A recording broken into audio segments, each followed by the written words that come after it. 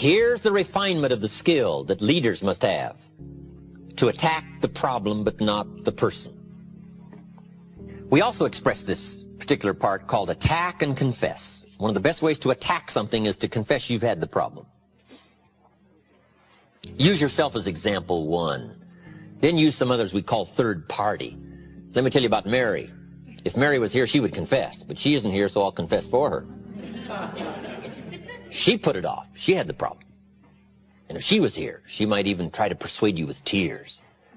Right? We call that third party. But one of the best is to use party one, called you, to attack the problems. Now, what are some of the things that need to be attacked? Let me just give you some examples. It's a pretty long list, but we'll have to just be sufficiently satisfied with a few, and you can continue these studies on your own. Procrastination. That's a good one, front and center. We've got to attack procrastination because it's so insidious. It eats up such large chunks of your life and leaves you in a small corner. Putting it off. Delaying. Letting it slide. Now, I'm one of the best to attack procrastination because I confess to being one of the all-time great procrastinators. I've done a lot of things, but I've put a lot of things off. Procrastination. I am so good, I could teach it. Procrastination. I can show you how to do it so it don't show. I mean, I'm so good. I'm so good.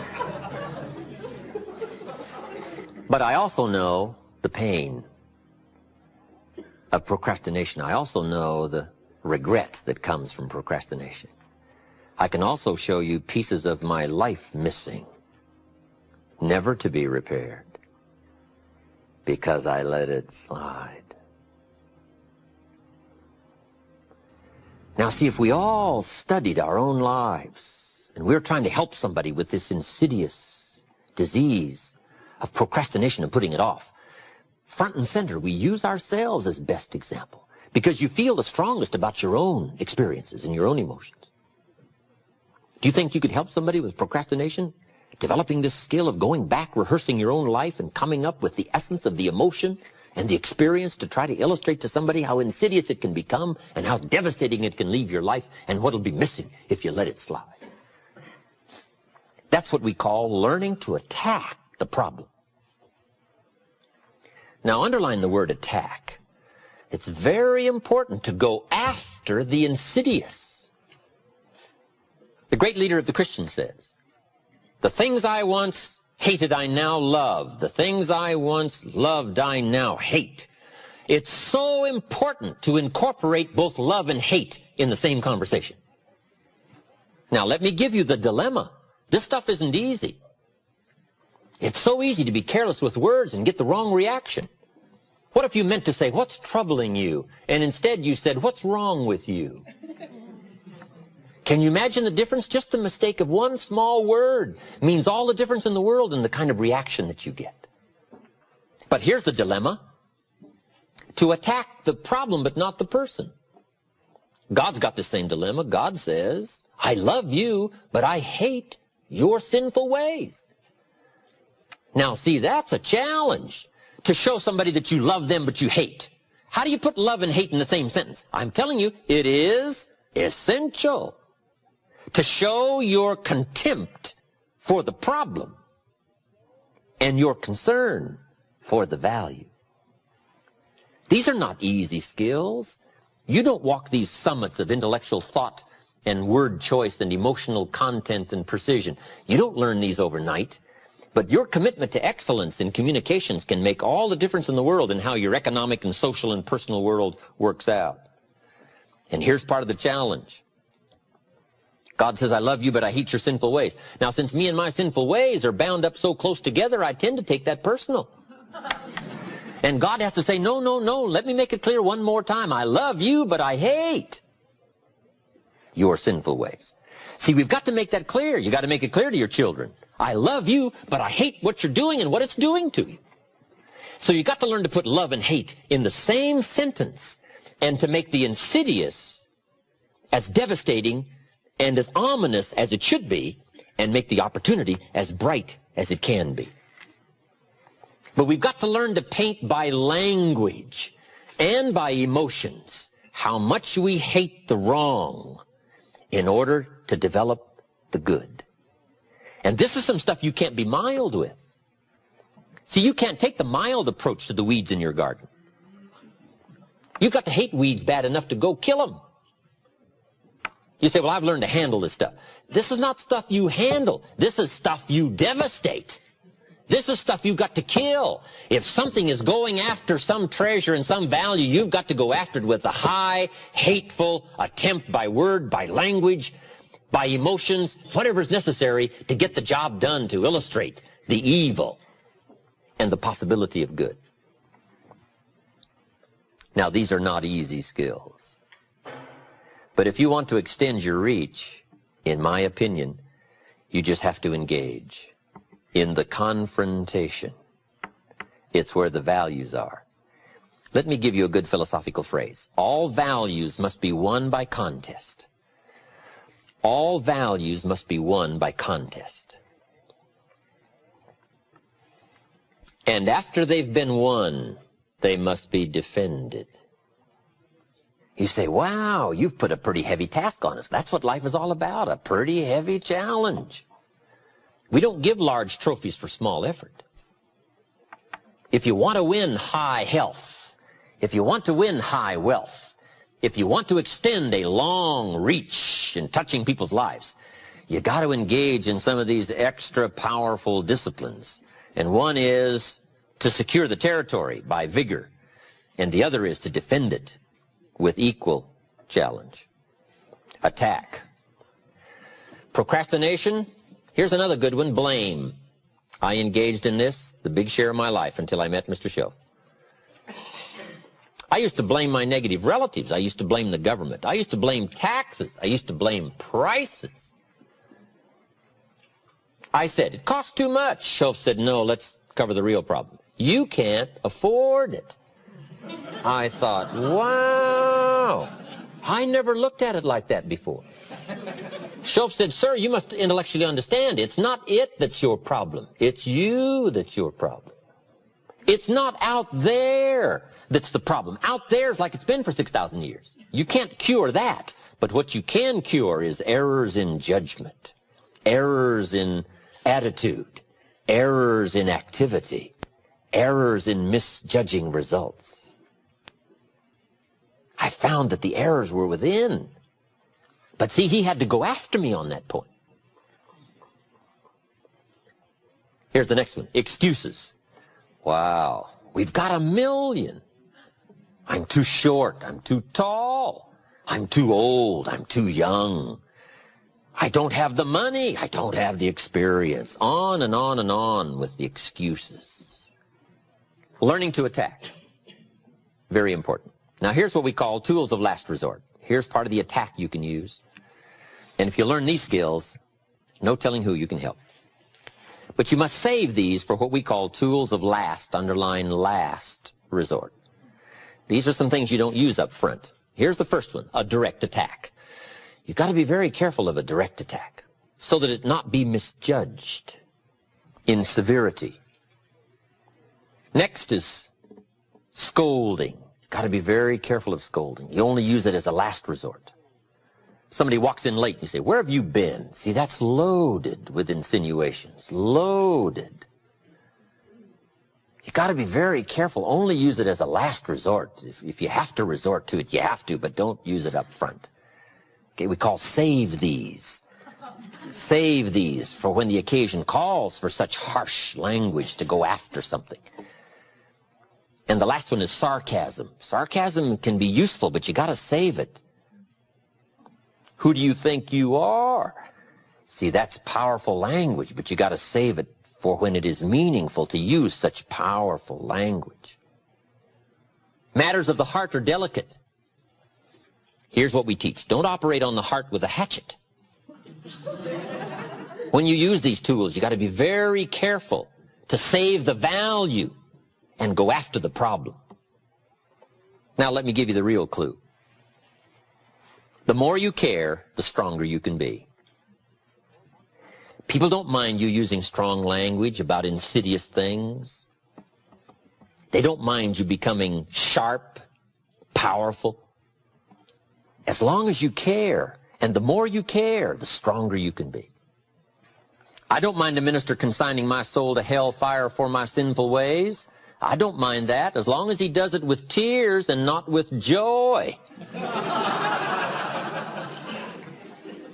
But wouldn't we all resist a dry-eyed sermon on hellfire? You can't preach hellfire without your heart breaking. You got to sob your way through a sermon on hellfire. Or we all would resist a dry-eyed attempt to preach on hellfire.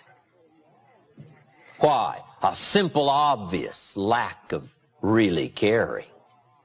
And there are some subjects you cannot even deal with unless your heart breaks and unless visibly it shows by the emotional content that you really care. Now you can deal harshly with some powerful, important problems. Tools of last resort. Attacking the problems, but not the person. Just by way of review, we've been covering the major parts in a presentation, whether it's to a child or a business audience or a sales situation. All of us have the opportunity to affect somebody with words. And we talked about making the presentation. It comes in 4 parts. Number 1, identification. Learning how to relate to somebody else, which is pretty easy if somebody's like you, pretty difficult if somebody's not like you. There's a difference in color, a difference in religion, a difference in age, a difference in experience, background. It gets a little more complicated, but it can be mastered. And all you have to do is refine these skills to have a longer reach, economically, socially, personally. Deal in subjects that make you real. Tell your story with authority. Next is the logic and reason part. Not too many facts. There's probably about 1,000 facts about an automobile, but you don't need them all to make a decision. About a half a dozen will do. And if you stretch it beyond the half dozen, it's pretty easy to lose your audience. So, brief on logic and reason. Number 3 was learning to attack the problems, but not the person. Number 4, in making the presentation, solution. So we've got identification, logic, attacking the problems, and offering solution. This is what we call solutions. Painting results in advance. This is an exciting part about the human experience, the ability to paint results in advance. We call it borrowing from the future. One of the reasons for living is to borrow from the future. If you can't see the future, it makes today pretty desperate. If you can't see the future, it makes your steps uncertain. Why bother to learn the skills and pay the price and go through all of the calisthenics and all of the trials of learning and growing and changing if you can't see the future? If there is no future, if there is no promise. So this is one of our great challenges, to do 2 things. 1, paint for ourselves the future, results in advance, borrowing from the future. But when you stop to think about it, that is a tremendous, unique experience. Being able to borrow from the future, bring it to the present, and use it as an incentive to go get the job done, to learn the skills and put those skills to work. So, painting results in advance, whether it's money results, whether it's position results, possibilities, opportunities, putting the person you're talking to in the future position, I can see you now, solutions. And it can be very powerful, very powerful. What makes the farmer work all spring and toil all summer? His vision of the harvest. If he couldn't see the harvest, he wouldn't put the plow in the ground. If he couldn't visualize the opportunity, the chance to cash in and to turn wheat into money and money into lifestyle, if he couldn't see all of this, why would you put the plow to the soil? And the answer is, of course, why? If you can't see, why labor? And if the promise isn't clear, why put out the effort? So one of the ways to get people to respond, to put out the effort, to read the books, make the decision,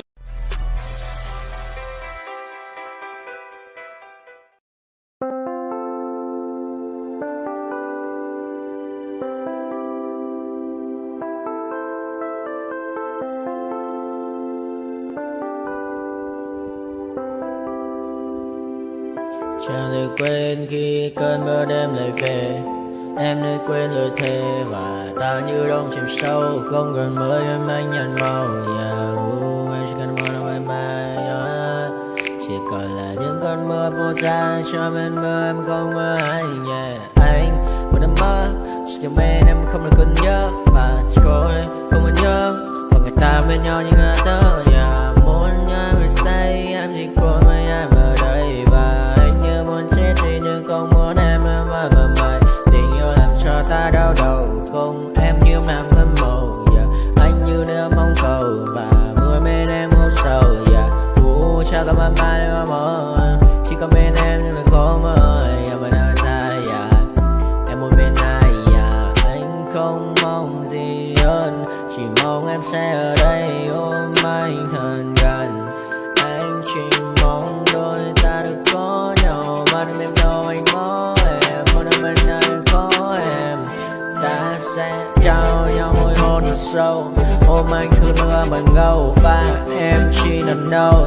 Anh không muốn em ở đâu đâu một cơn gió thứ anh không mơ cầu mà gặp đôi anh mà bên nhờ anh chỉ là my friend em quên đi bao lời hứa quên đi cần ngày xưa anh như là muốn nước em không còn chưa mà đừng ở đêm ở đêm anh nhìn một đôi bằng kem không như là ba trên đêm cho em nhiều hơn như là kem chỉ cần là mưa thôi. Em chỉ cần là mưa thôi còn ai sẽ là nắng rồi.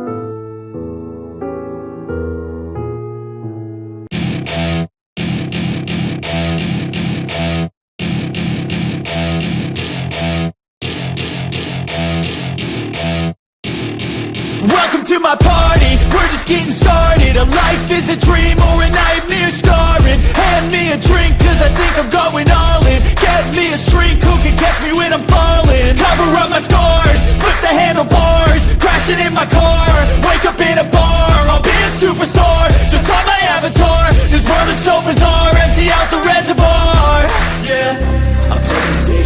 shots, yeah, straight to the face. And I wanna get lost, I'm sick of this place. Don't know how to stop when I'm feeling this way. So I'm taking 6 shots till I'm feeling okay. I think I'm going crazy, don't think I'll get home safe. So I'm taking 6 shots, all straight to the face. I'm taking 6 shots, are you coming with me? I'm taking 6 shots, yeah, straight to the face. And I wanna get lost, I'm sick of this place. Don't know how to stop when I'm feeling this way. So I'm taking 6 shots till I'm feeling okay. I think I'm going crazy, don't think I'll get home safe. So I'm taking 6 shots, all straight to the face. I'm taking 6 shots, are you coming with me? Sometimes you need to let loose, grab juice, get goose, tattoos, taboos, get screwed. Loosen up, buttercup, all those hate comments will never make you feel enough. We're all adequate graduates, heart full of calluses, but we know calculus. Damn, ain't that fabulous? Can't wait to apply all those mathematicus. But we can't get a job that pays us enough. I'm about to pop off. Fuck you, you're lost. We all know that we never really want a boss. So I'ma do what I want to, something I can't undo. Yeah, I'ma do what I want to, something I can't undo. I'm taking 6 shots, yeah, straight to the face. And I wanna get lost, I'm sick of this place. Don't know how to stop when I'm feeling this way. So I'm taking 6 shots till I'm feeling okay. I think I'm going crazy, don't think I'll get home safe. So I'm taking 6 shots, all straight to the face. I'm taking 6 shots, are you coming with me? I'm taking 6 shots, yeah, straight to the face. And I wanna get lost, I'm sick of this place. Don't know how to stop when I'm feeling this way.